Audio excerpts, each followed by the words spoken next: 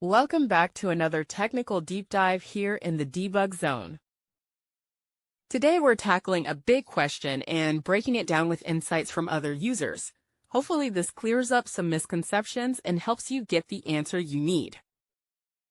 So buckle up, stay a little curious, and let's jump right in.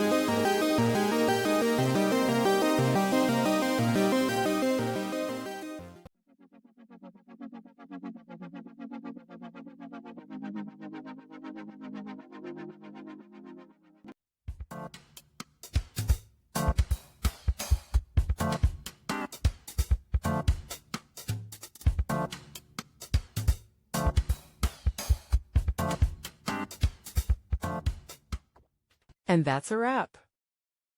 I hope you found the answer you were looking for. If you did, take a second to hit that subscribe button. It really helps out. And let me know in the comments which solution worked best for you.